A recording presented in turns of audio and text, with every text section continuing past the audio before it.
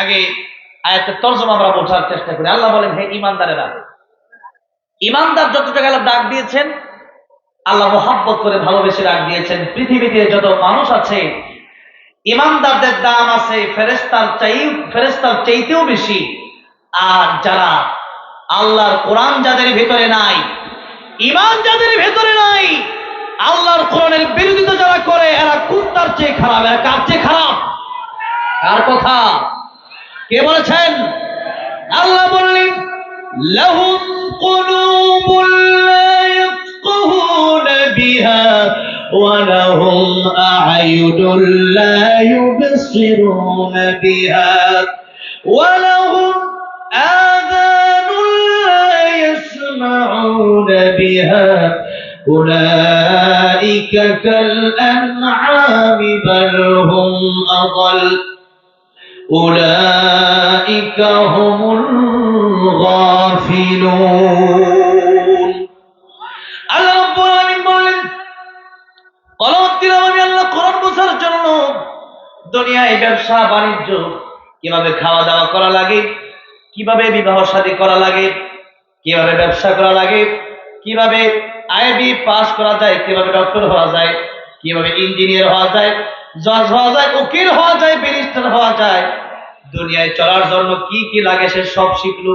কিন্তু যে আল্লাহ রাব্বুল আলামিন এই দুনিয়াতে রিজিকের ব্যবস্থা করে দিল, সে আল্লাহকে চিনল না, আর কোরআন বুঝলো না, কোরআন শুনলো না, কোরআন দেখলো না।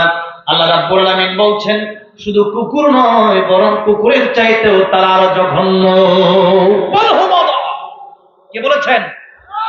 আল্লাহ পাক বলেছেন। এখন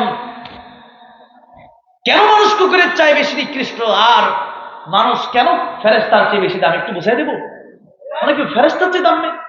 একটা কথা এতটুকু আপনারা বুঝে রাখেন, অনেক লম্বা চড়া ব্যাখ্যাগুলো আছে, আমার তাফসীরগুলো আছে। একটা মানুষ আগে আপনাদেরকে জিজ্ঞাসা করতে চাই, ফেরেশতাকে আদম সিজদা করছে না আদম আলাইহিস সালামকে ফেরেশতারা সিজদা করছে? বলেন বলেন। ফেরেশতা আদম আলাইহিস সালামকে সিজদা করেছে। এবার একটু দেখেন, ফেরেশতার কি গুনাহ করার কোনো ইচ্ছা আছে? ইচ্ছা নাই, তাদের কোনো গুনাহ করার ইচ্ছাই নাই। এরা কিভাবে খাইতে হয় এটাই জানে না, বিয়ে কিভাবে করতে এটা জানে না। আর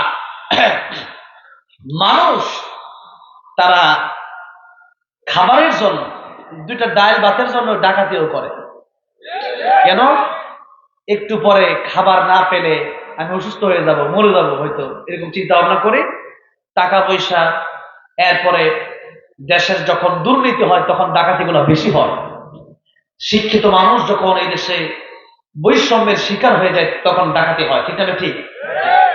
এখনো কিছু উপদেষ্টা বসছে, এগুলার কোনো যোগ্যতা নাই, এগুলা কিছু বামপন্থী, যেগুলা এই দেশে সমকামিতাকে প্রমোট করতে চায়।